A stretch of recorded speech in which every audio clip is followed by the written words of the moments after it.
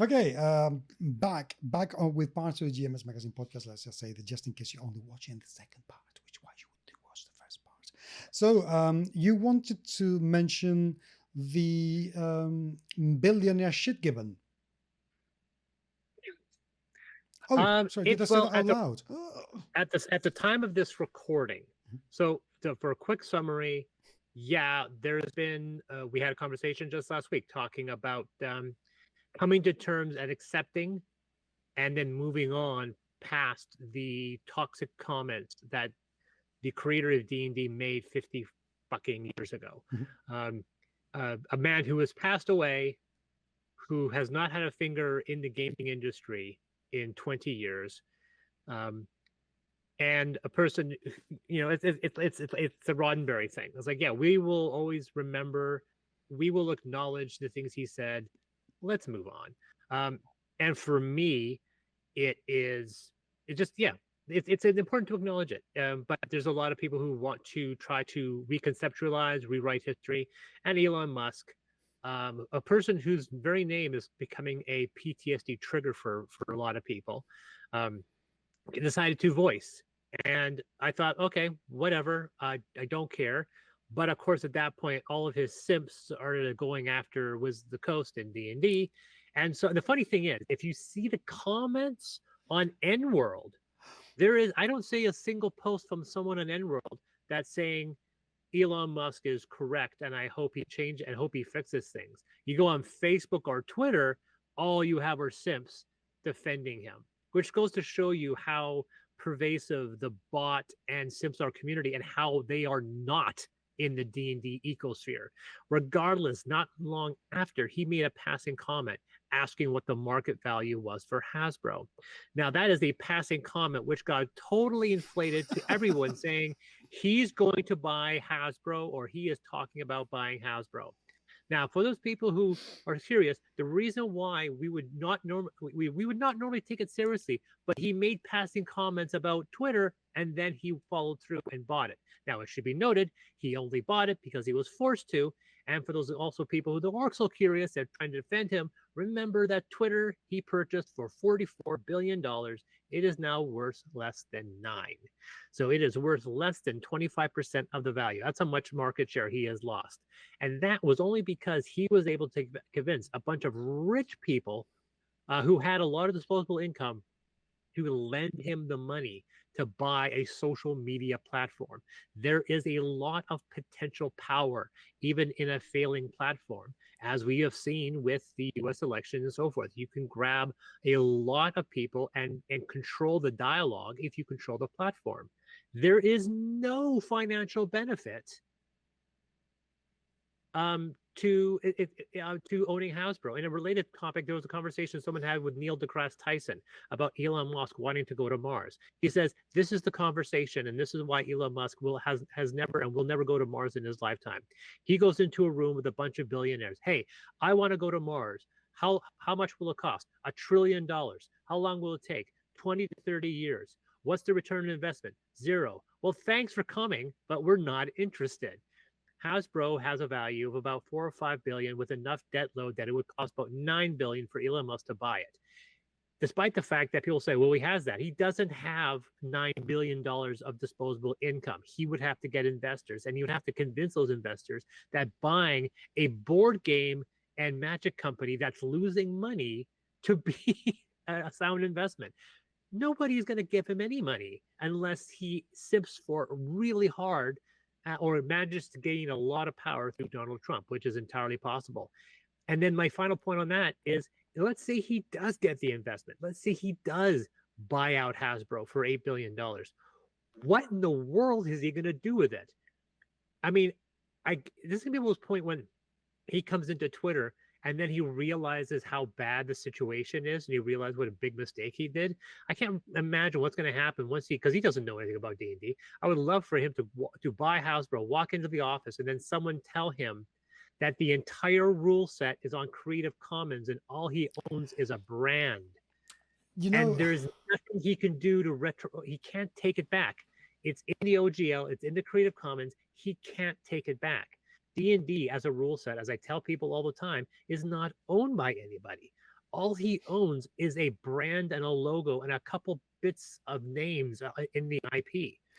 And they just released a new game system, so which means he can't push that system out and release it without completely tanking the stock. He just paid more than its value for anyway. You So know, I almost want him to buy D&D. I do. Just, I honestly and genuinely do. You know, I don't think he's gonna do it because, as you said, he doesn't have the cash to buy it. He would need to either sell something to buy Hasbro, or convince somebody to support him to buy Hasbro, or to coerce somebody through the government to buy Hasbro. I don't think it's going to happen. But if it did, I said in one of my videos in TikTok recently, he will be buying a name, not a game, because he won't be buying the community. The community will keep doing whatever the bloody hell they want. And if they need to call it Function Fan Fridge, they will do that, and they will keep playing exactly the same game whilst they do that with the D&D logo, and screw that shit. So I think if he actually bought Hasbro and therefore Dungeons and Dragons, what would happen is that the rest of the industry would be revitalized, because so many people will shy away and go away forever from Wizards of the Coast, from buying D&D, and will start getting other games, that would flourish. And D&D would become the de facto filter to know where not to go, because that would be gathering all the bigots, that would be gathering all the racist assholes who want to keep perpetuating all the stereotypes that were there in D&D from the very, very beginning, and undo everything, which admittedly is not much, but it is a fair bit, that Wizards of the Coast has done in terms of inclusivity and diversity within the game. So you would know that people who are supporting, it's just like people who are supporting Twitter now. You know the kind of people who are supporting Twitter, and you know the kind of people who are staying proactively in Twitter, so you know who to avoid. This would have exactly the same result. So as far as I'm concerned, it would be a matter, you imagine going to Gen Con and you have the D&D quarter. Say, okay, I know I don't need to go there. I don't need to talk to anybody there, because they're going to be more likely the wankers, not interested. I think this is going to be a very volatile thing to say. It would quickly turn into the next kind of OSR thing, because a lot of OSR is populated by a lot of conservative ideas, a lot of people who just want to go back to the old days where, insert everything you want to insert.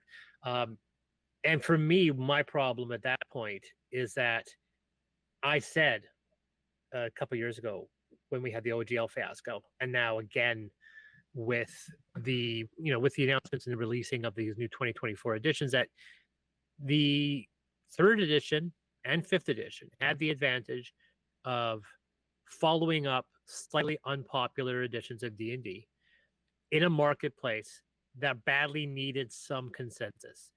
3rd edition came out, love it or hate it, what it did, it exploded the role-playing scene. More people got into role-playing than ever before. And then it happened again with 5th edition. More people joined up than ever before. This also gave publishers and entrepreneurs the opportunity to create content. I started doing work for 3rd edition. My career exploded with the avid 5th edition. And the reason why I'm always worried about this is, and this is the argument I have with a lot of people. I would love to get into a debate with somebody who actually seems to know what they're talking about when regards to the difference between a uniform market and a market that's splintered. And I don't mean like when we're talking about a monopoly. Like, people kind of try to equate D&D to a monopoly, and it's not true, because a monopoly is owned by a single entity, and because no single entity owns the D&D rule set, it's owned by a bunch of people because they can all produce for it. It's not a monopoly, in my opinion.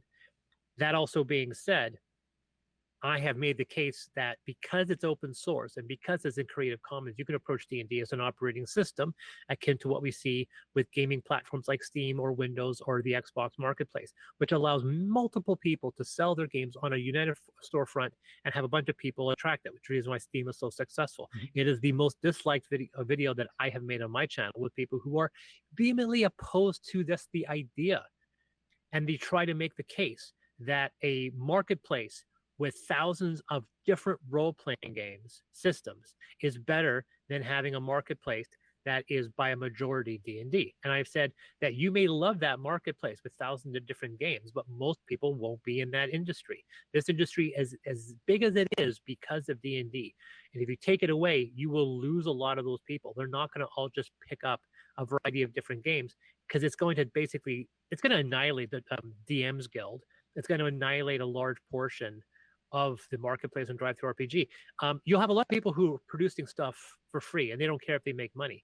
But for the entrepreneur that tries to make money off of gaming, it's going to go back to what it was back in 2003, 2004, when only about 2 or 3 dozen people were actively making money off of role-playing. So that's the fear I have. If Elon Musk takes D&D, buys it, and then it becomes the Twitter of role-playing, because at that point I have to walk away. Because then I can't write for that system, because then I feel I'm supporting that ideology, and I have to try to make my way and go, okay, what do I do? Pathfinder version 2, version 1? Do I do this? Do I do that? And what about those D&D offshoots? Is Black Flag slightly tainted because it's 1 degree off of the Elon Musk owned D&D system? No, that's the thing. I reckon that people would probably keep using the OGL. Yeah, that's what I hope. People would keep using the OGL just because they can, and because it would be giving the finger to the shit gibbon.